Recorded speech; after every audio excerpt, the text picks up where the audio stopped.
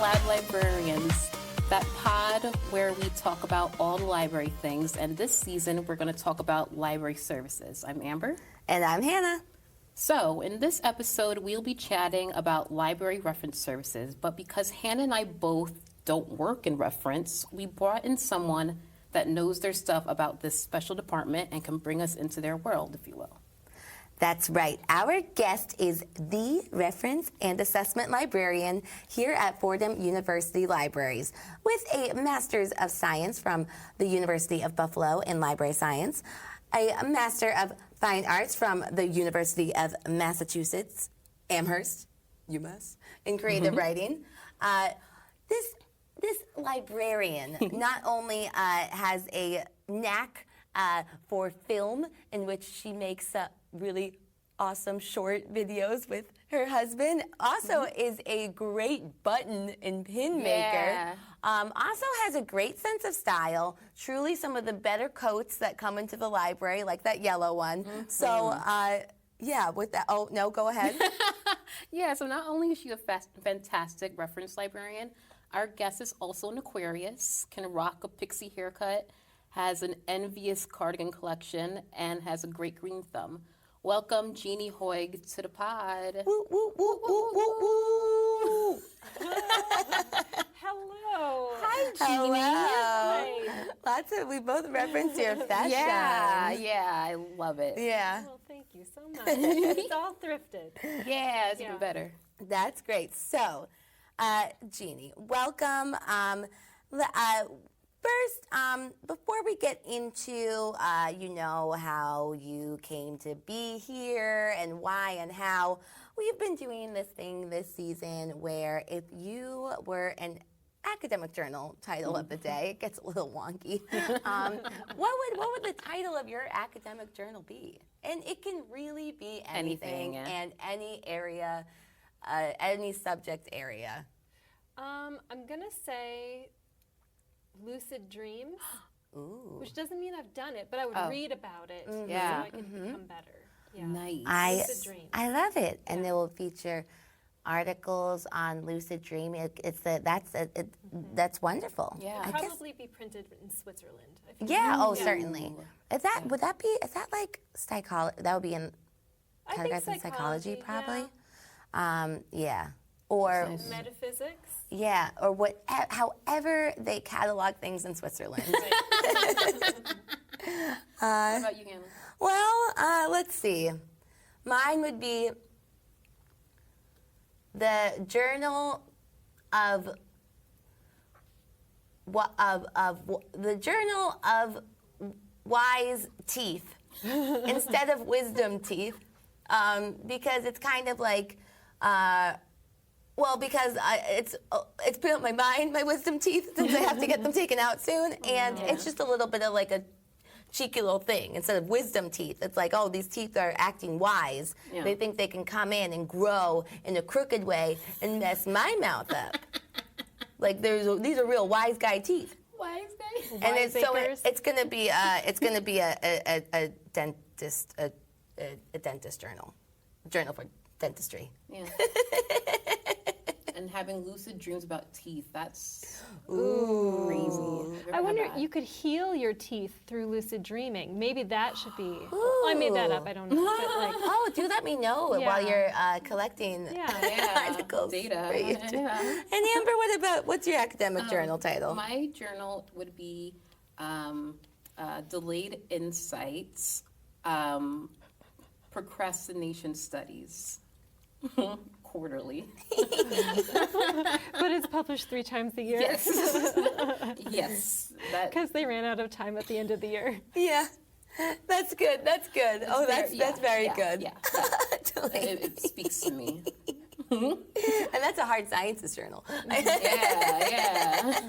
Or not. You could do anything. Well, anyway, those are all pretty good, guys. I think we got a good. We're already developing a pretty good library here, and but beyond that, Jeannie, if you could tell us a little bit about how you got interested in libraries or specifically reference work and working here at Fordham.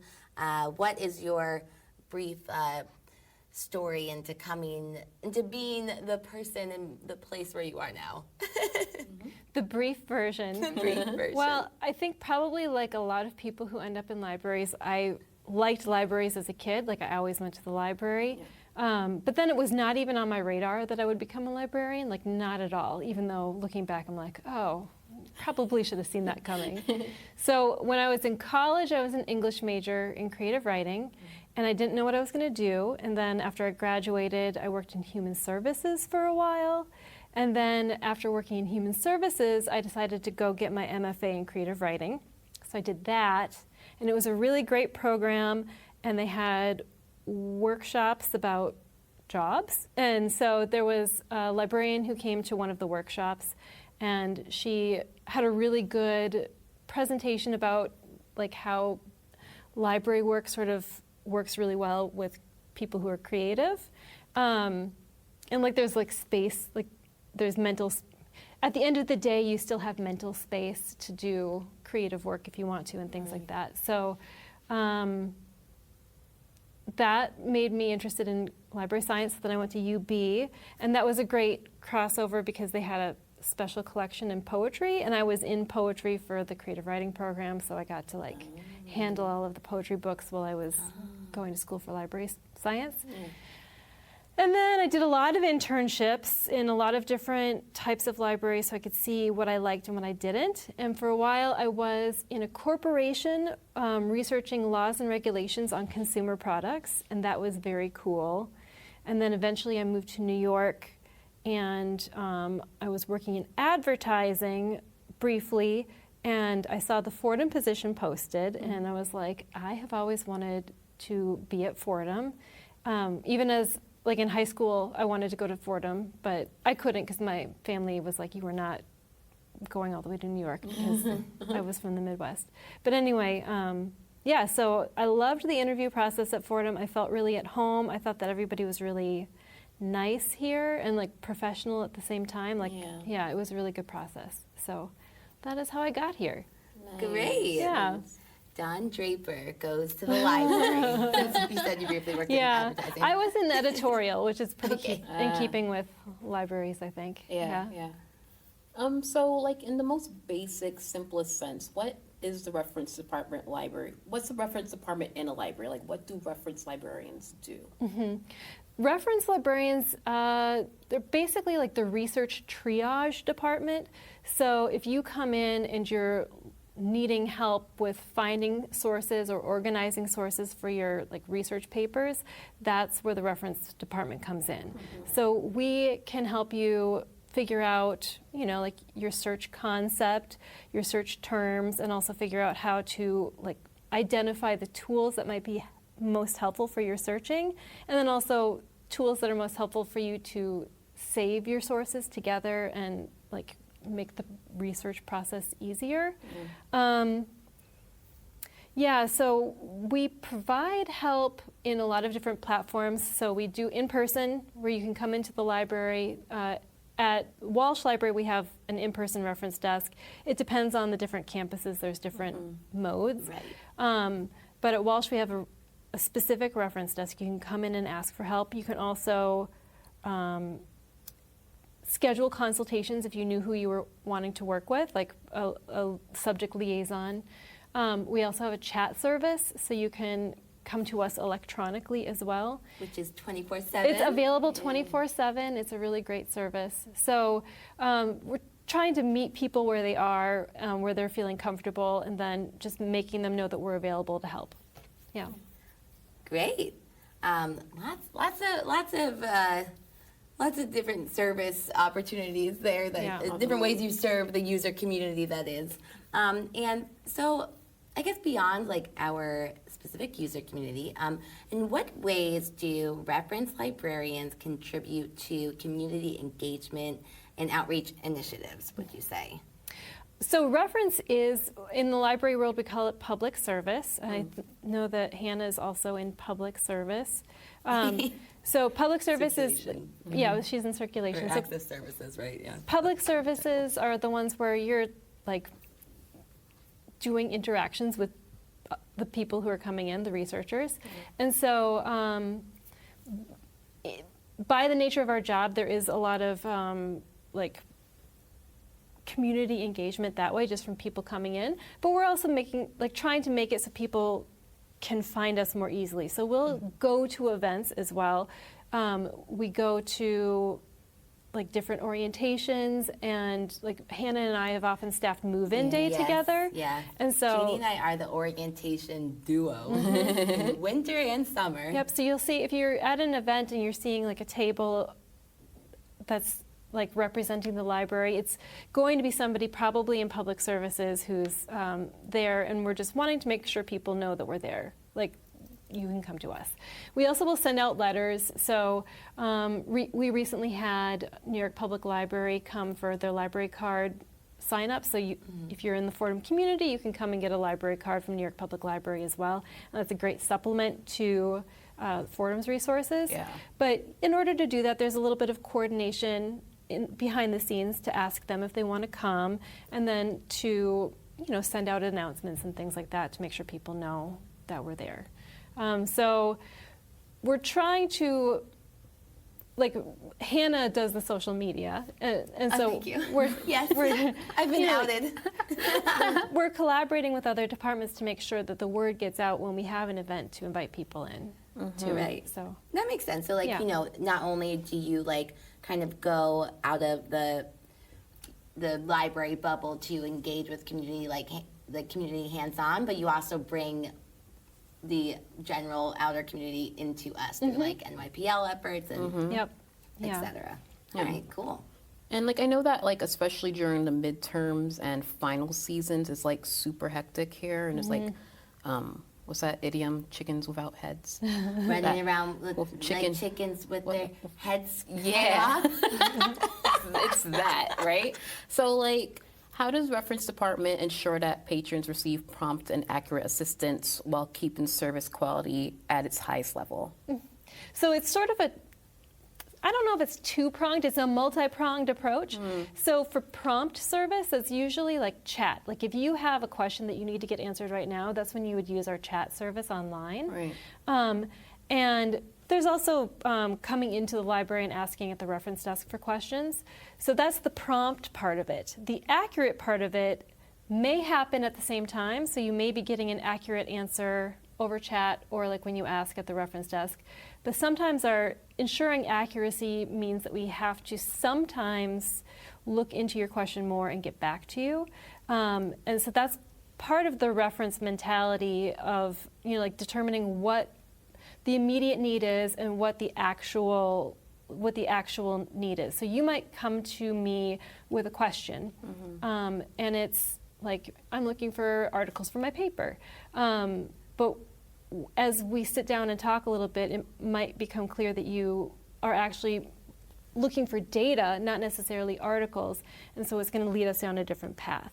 So in reference, we call that the reference interview, where it's really a collaboration between the researcher and the librarian, where we're figuring out what you actually need and how we can help you get there. And so the accuracy comes out in the reference interview. So you might just have a really quick question like, do you have James Joyce's Ulysses? And we can answer that real fast. But if it's a bigger question, the accuracy comes in by like having to take some time to like look at what you're looking for and then maybe getting back to you if we need to. It's like a triage or something. It's a triage, Makes sense. But there's no wrong answers, and there's no wrong. There's no wrong questions. Like we're just, it's almost like an interpreter. Like I know the machines or the programs or the resources that we have, and like so you're telling me what you're looking for, and I'm trying to figure out like what resource might be the best resource for you. Yeah. And sometimes, I guess, sometimes, like, throughout research in general anyway, especially, like, I'm sure you come across this all the time in a reference interview, the needs, as you mentioned, can change, the research itself. Like, how often do you start a research project thinking you're going to go down one way and then you end up somewhere else? Right. Yeah. So that's... Because you have to let the, what you're finding guide, like, you can't just make stuff up. You have to, like... the information that's out there has to guide your project. Right. Can you imagine if you did though? I mean, I think people would love it, yeah. But that's what fiction is. That's As we've made up 3 fictional academic journal titles, maybe they can get the information in our journals of the season. But anyway, so I mean, you know, the role. There's lots of this is the year 2024, Jeannie, right? Okay, Amber, right? 2024. We got a lot of tech. Lots of tech is happening. There's AI. There's other tech. It's only going to get more techy, For probably, sure.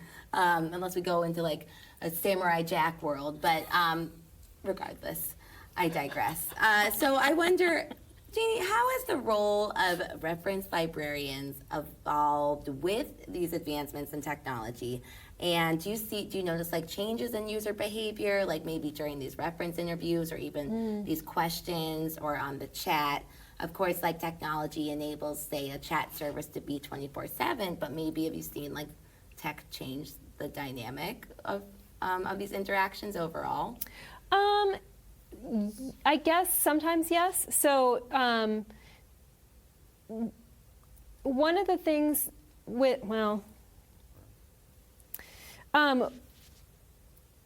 in the past, before I was a librarian, and also definitely before you guys were also librarians, like all of this stuff, all of the information was print, you know?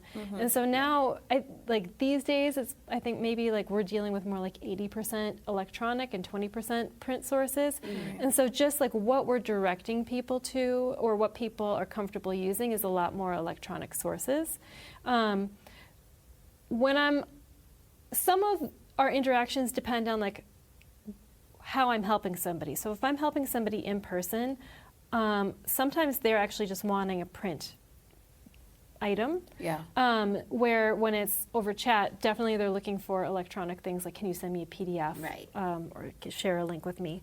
So there are some expectations when you're helping people electronically. There are expectations that you're going to have an electronic answer, which is sometimes the case and sometimes not. If we don't have it, though, we can help you find it through interlibrary loan and things like that. But so that's a way that things have changed. Another way that things have changed is recently, like sometimes you'll see when we're on chat that people, when you click into our chat, it says you're being connected to a human, not a bot. But I think sometimes people don't necessarily read that, and so there are a little bit of changes in the way that people ask questions sometimes. Interesting. Yeah. So there is a little bit of like, I think this person might think I'm a bot. Oh my God. But we try to be really human in the chat so people know that we're Right. not. Do you notice like, is it like that met with hostility then? I'm sorry. No, I think it's just more like sometimes people just put their assignment in and like hit enter. Like it's ChatGPT. Yeah. Like a lot of times on chat we'll get like a hello and then I'll say hello back and there's more of an exchange, but occasionally there's a bit more like they think it might be a bot where you can just put things in. So that's a bit of a change in terms of my experience. Yes, so do you collaborate with other library staff members to enhance reference services, and how does this collaboration benefit patrons? Oh yeah, we are very collaborative in the library. So like we're a front-facing location, so we're often the first place that people go when they have a question. But that doesn't mean that we're the ones who have all of the answers. So we are often connecting people with another department in the library or another person in the library. So a big one for us is actually electronic resources, which is the department that runs the databases and make sure that we get the journal subscriptions that we are supposed to be getting. And so they're working really hard behind the scenes to make sure that we have the resources and that they're all communicating properly, because they're all coming from different providers and they have their own platforms, and then we have our own platform that sort of connects them together. But sometimes a journal might change the way that they're doing something, and e-resources will like flag that if there's some problem.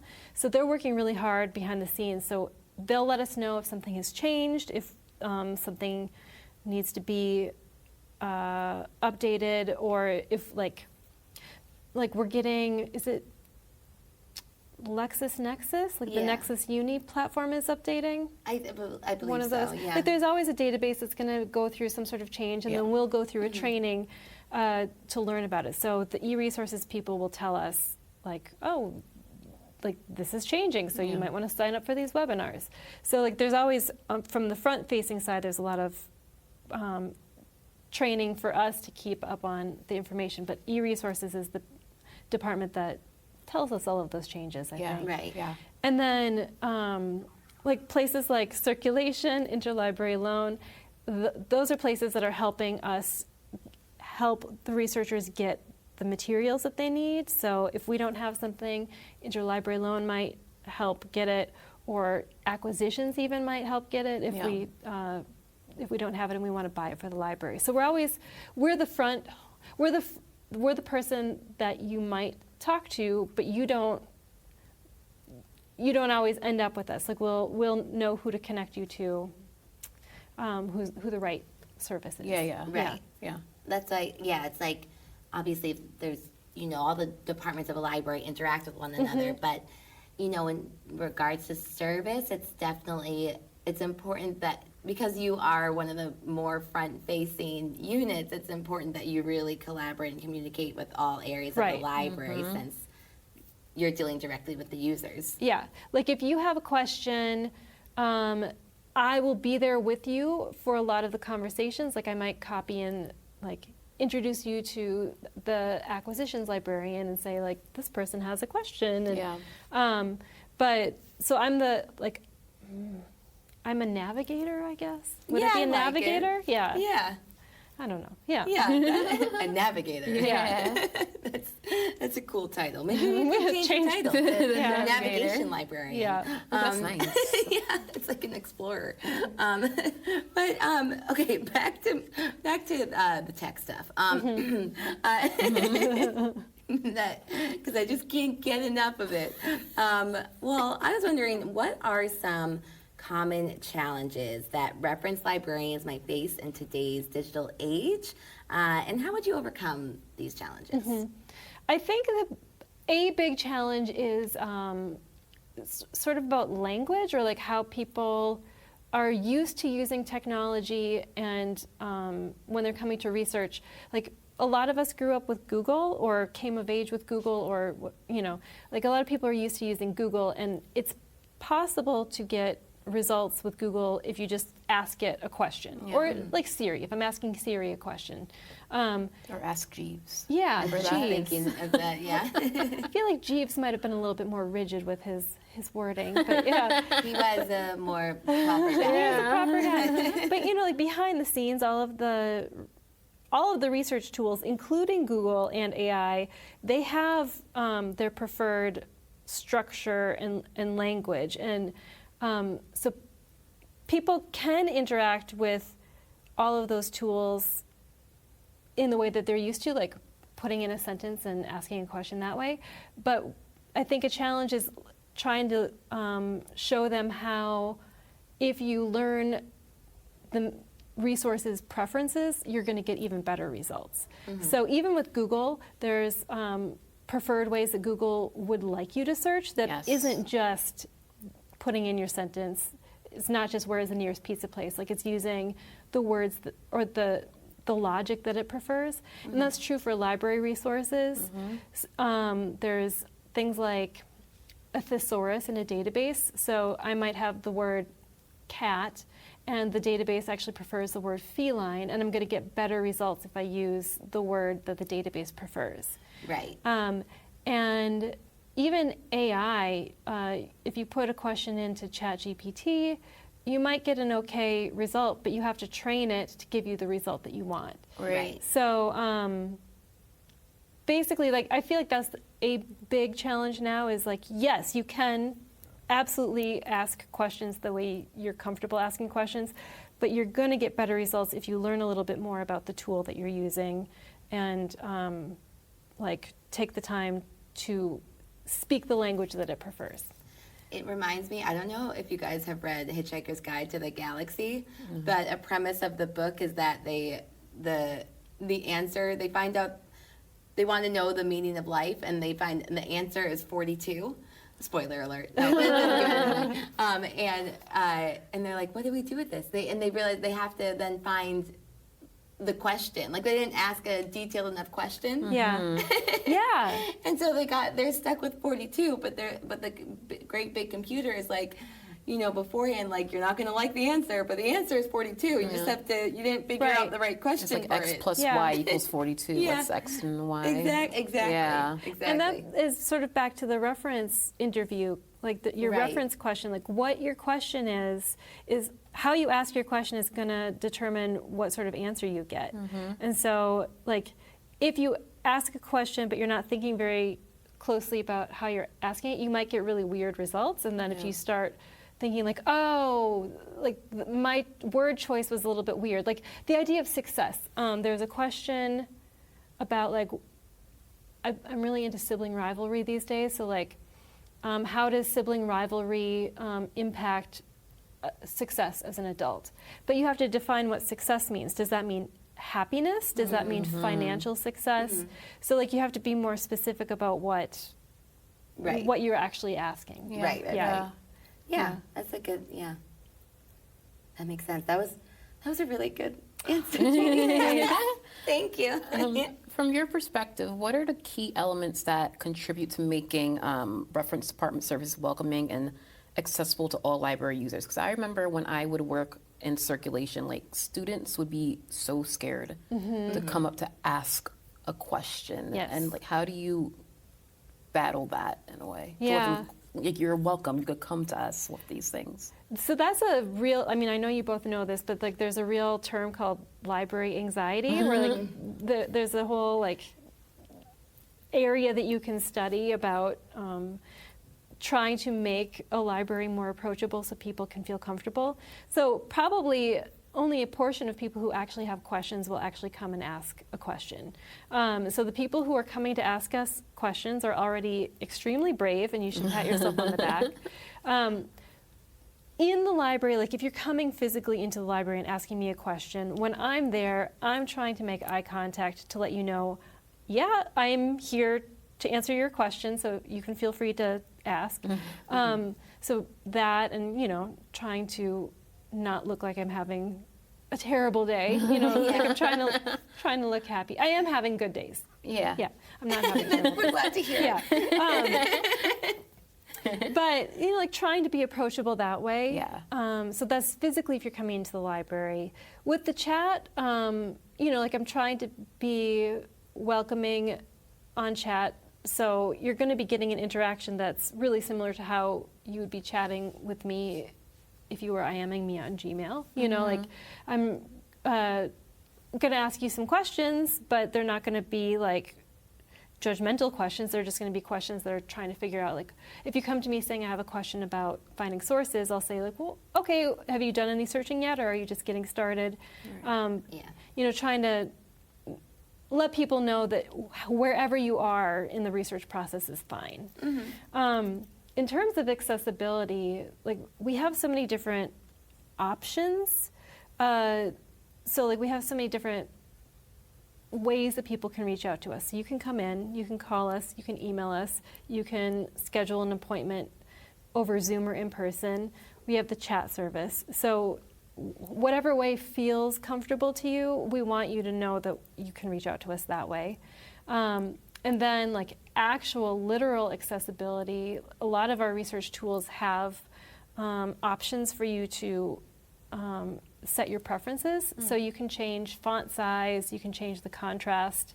Some of the databases will have a screen reader, so it'll read the article out loud to you and things like that. Oh, cool. So I know that that's not exactly the approachability part, but it's about Accessibility. Yeah. Yeah. So, but yeah, we generally try to be approachable, and I think if you were a person who's listening to the podcast wondering if it's safe for you to ask a question, most of the people working in public service, well, I'd say all the people working in public service have self-selected to do that. Like we applied to a public-facing job. Yes. I really like working with people. It makes me feel happy to sit down with somebody and like learn about what they're looking for and try to help them have a better day. Yeah. Totally. Yeah. So usually the people who are sitting there want to help you. Yeah. I think absolutely. Yeah. Yeah, that is why we're here. Yeah. Exactly. We help people. We help people. each other. Yep. Yeah. We are. I mean, We're just the best. We're the best. We're kind of amazing. I was gonna say, are we the best? We are. I think so. We Like are. maybe we're the heroes. I think that we're the Yeah. heroes and the Yeah. main characters of our lives and Everyone else's. Yeah. all of yours, our dear listeners. But no, thank you for joining us today. You have provided so much insight into what it is like to work in the reference department of the Walsh Library in the Rose Hill campus. And we will be also later on this season speaking with another reference professional at the other library. See, compare, contrast. So get ready for Stay that as tuned well. for that. But Jeannie, thank you so much. You really have provided such great answers, and from two people who have never worked in the reference department, this was very enlightening and eye-opening. And I hope that everyone is not afraid to come to the reference and say hi to Jeannie and her reference class. Say hi. Because that's what they're there for, and that's what we're all here for. So on that note, follow us on Loud Librarians Pod on the gram. You know the deal. Hashtag and duh. Hashtag duh. Hashtag you're welcome. Yeah. For Yeah. existing and for providing you this amazing podcast. Oh, I'm just kidding, everyone. Okay. Bye. Bye, guys. Bye.